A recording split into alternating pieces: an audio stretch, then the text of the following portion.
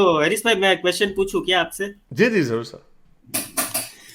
तो हरीश भाई, मैं क्या सोचता हूँ कि अ, अ, ऐसे मतलब जब आपसे मतलब ये जब आपकी बुक्स पढ़ना चालू किया, आपके वीडियोस देखना चालू किया, तो मतलब मैं ऐसे मतलब ऐसे स्टेम पेपर पे एथिस्ट नहीं था ऐसे। पर मुझे लगता था कि मैं I am a gynaecologist by profession, मैं डॉक्टर हूँ। तो मुझे लगता था कि मैं अगर गरीब मरीजों को फ्री में देख के दूं और अगर उनकी सेवा करूं ऐसे, तो हाँ, कोई ऊपर वाला है वो खुश होगा। मतलब ऐसा खुश करने का वो मेरा वो इंटेंस नहीं था। पर मुझे ऐसे जेन्युइनली अच्छा लगता था कि हाँ यार, बेचारे गरीब लोग हैं, क्यों मतलब इनसे पैसे लेना, क्यों इनसे। तो मैं मतलब बहुत चैरिटी करता था और ऐसा सब। लेकिन फिर दो तीन एक्सपीरियंस ऐसे हुए मेरी लाइफ के। जब मैं थोड़ा लंबा बात है, अगर आप नहीं नहीं, बोले बोले, allow आप करें। अपना अपना सुनाएं, आप अपना एक्सपीरियंस। हाँ, तो मैं जब पोस्ट ग्रेजुएशन कर रहा था ना, ये गायनेक में, तो मेरे पास मैं प्राइवेट हॉस्पिटल से मैंने अपना पोस्ट ग्रेजुएशन किया। तो वहां पे क्या था कि अगर कोई पेशेंट को अगर आईसीयू में एडमिट करना है तो 20,000 रुपये डिपॉजिट लगेंगे, और ऐसा सब सब रूल्स थे। प्राइवेट हॉस्पिटल था, सरकारी हॉस्पिटल नहीं था। तो ऐसे एक बार एक रात को एक पेशेंट आया, वो मरीज की हालत बहुत खराब थी ऐसे। तो मैंने उनको बोला कि आपको आईसीयू में एडमिट होना पड़ेगा, आपको इधर 20,000 रुपये जमा करवाने पड़ेंगे, और फिर कल हम बच्चे का बाय सीजेरियन डिलीवरी कराएंगे, और फिर माँ और बच्चे की जान, मतलब बहुत क्रिटिकल था, माँ का बीपी बहुत ज्यादा था और ऐसे। तो मैंने वो बोले पैसे नहीं है हमारे पास। तो मैंने खुद अपने 20,000 रुपये दिए। और तभी क्या था, आप कॉलेज में पढ़ते थे तो घर से पैसे मांगने पड़ते थे, तब आप इतने पैसे नहीं होते आपके पास ऐसे स्पेंड करने के लिए। तो मैंने हेल्प किया। फिर उनकी जो दवाई थी, तो मैं बोला मैं कंपनी से डायरेक्ट मंगवा देता हूँ, आपको बहुत सस्ता पड़ेगा और ऐसा सब। तो ये सब किया। फिर वो जो 20,000 रुपये दिए थे, वो तो वो देने के लिए रेडी ही नहीं था। मैं बोला मेरे भाई दे, मेरे को देने पड़ेंगे, मैं कहाँ से लेके आऊं, मेरे पास, मेरे खुद के पास नहीं है पैसे, मैं तेरे लिए करके आया। फिर उसका जब डे 7 हुआ ना, तो उसके स्टिच में इन्फेक्शन हो गया। तो उसका हस्बैंड मेरे से झगड़ा करने आया, बोले आप डॉक्टर लोगों को समझ में नहीं आता ठीक से, आपको सर्जरी करना नहीं आता, आप ये इन्फेक्शन कैसे हो गया, आप तो किसी चीज के लायक नहीं हो, आपके ऊपर केस कर दूंगा। अबे मैं बोला 7 दिन पहले तेरी बीवी मर रही थी, मैंने इतना किया तेरे लिए, और तू साले 7 दिन के बाद मेरे को ऐसा बोल रहा है। तो ऐसा बहुत सारे एक्सपीरियंस मेरे को हुए। तो फिर अपने को ऐसा लगता है यार कि ये सब लोगों की हेल्प करनी भी चाहिए कि नहीं करनी चाहिए, डू दे रियली डिजर्व क्या? देखिए, ये इमोशंस होते हैं, आप इसमें obviously you are doing your best. अब लोगों के इमोशंस ऐसे होते हैं कि उस वक्त वो हर चीज़ बीच में आती है। तो आपका एक काम, क्योंकि एक नोबल काम है, आपका काम बड़ा है, तो आपको ये थोड़ी बहुत हेट साथ ही। अब ये तो ऐसे ही है ना, जैसे हमें कई लोग, बड़े पाकिस्तान से लोग गालियां दे रहे होते हैं, यानी यानी उनके बस में नहीं चल रहा होता कि वो हमारे खून के फवारे बहा दें।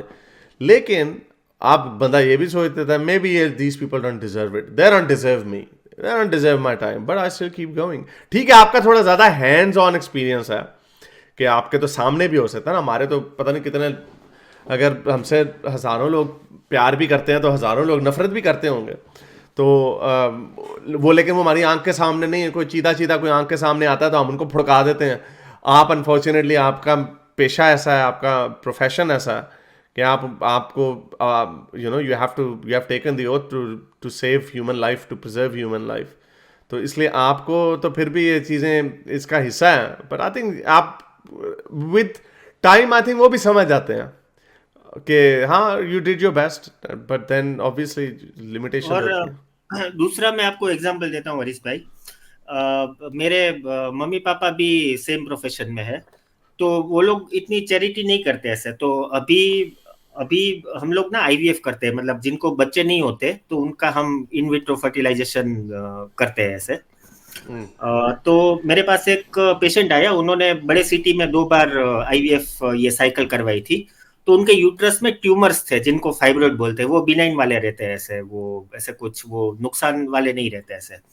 तो अहमदाबाद मतलब जो बड़े सिटी में बड़े, वहां पे उन्होंने जो ट्रीटमेंट करवाई थी, वहां पे उनको यही बोला गया था कि ये ट्यूमर कुछ नुकसान नहीं करेंगे आपको, आप सीधा आईवीएफ कर सकते हैं ऐसे। तो उधर किया, वैसे फेल गया, उधर उनका 2-1 लाख का खर्चा हो गया। फिर मेरे पास आए तो मैंने भी बोला कि हाँ, मुझे ये ट्यूमर्स कुछ डिस्टर्बिंग नहीं लग रहे, तो हम सीधा कर सकते हैं ऐसे। तो मैंने भी किया, तो फेल रहा, बच्चा नहीं रहा ऐसे। तो फिर मेरे मम्मी पापा ना यूरोप टूर के लिए जा रहे थे ऐसे, तो वो लोग ना ऐसे चैरिटी वेरिटी नहीं करते, तो मुझे इन पे दया आ गई। मैं बोला यार ये बेचारे इतना इन्होंने खर्चा किया यार, इनके बच्चे नहीं हो रहे, मैं इनके लिए कुछ करूं यार ऐसे। तो वो आए ना, तो मैंने उनको बोला कि मैं आपका सर्जरी फ्री में करके दूंगा, अभी मैं अकेला हूँ इधर, तो मैं फ्री में करके दूंगा, मैं कुछ पैसे नहीं लूंगा आपसे। तो मैंने फ्री में करके दिया। फिर जब मैंने उनका डिस्चार्ज किया ना, तो ऐसे 10 लोग आ गए मेरी ऑफिस में, बोले आपको समझ में नहीं आता, आपको पता था कि ये ट्यूमर की वजह से नहीं रह रहा, तो आपने क्यों इनका आईवीएफ किया, क्यों हमारे पैसे वेस्ट किए। अबे मैं बोला इधर अभी मेरे पास, मेरे को अपनी शक्ल मत दिखाना, जा इधर से। मैं तो भगवान में मानता नहीं, पर अगर भगवान जैसा कुछ है भी ना, तो आपको बच्चा नहीं दे रहा है ना, वो इसीलिए नहीं दे रहा है क्योंकि आपकी सोच ऐसी है। तो ऐसे ऐसे लोग होते हैं यार, तो अपने को ऐसा लगे यार कि लोगों के लिए यानी आपने सेवा। फ्री में किया। हाँ, ये हाँ, अब देखें अनफॉर्चुनेटली, मैं अब इसका क्या कहूँ, ये ह्यूमन बिहेवियर है कि ये भी एक नजरिया है, ये जरूर याद रखिएगा। इंसान को अपने साथ अच्छाई याद नहीं रहती जितना जिसमें वो समझता कि मेरे साथ बुराई हुई है। और ये एक स्टेट ऑफ माइंड है कि लोग समझते हैं the world is out there to get me, यानी हर कोई मुझे हाथ दिखा रहा है। इसलिए लोगों के साथ जो भलाई, अगर आपने अगर फर्ज करें किसी के साथ भलाई की है ना, और अगर उसको पता भी है कि आपने भलाई की है, और दूसरी दफा अगर आपने लेट से कोई उसका आपने उसने आपसे पैसे मांगे, आपने उसको जवाब नहीं दिया, उस पर वो आपसे इतना लड़ेगा कि आपकी पिछली 10 भलाइयों को भूल जाएगा। इसमें तो खैर आपने की भलाई, लेकिन वो इतने इमोशनली, ऑब्वियसली इमोशनली डिस्ट्रैक्टेड थे और डिस्टर्ब थे, जिसकी वजह से उन्होंने ऐसा रवैया रखा। लेकिन इसका प्लीज़ ये, क्योंकि आप एक ऐसा काम कर रहे हैं, मैं आपको ये कह रहा हूँ कि ऐसे लोग फिर भी नाशुक्रे लोग आपको मिलेंगे, लेकिन बहुत सारे लोग आपको फिर भी आपकी अच्छाई को और आपकी चैरिटी को सलाम करेंगे।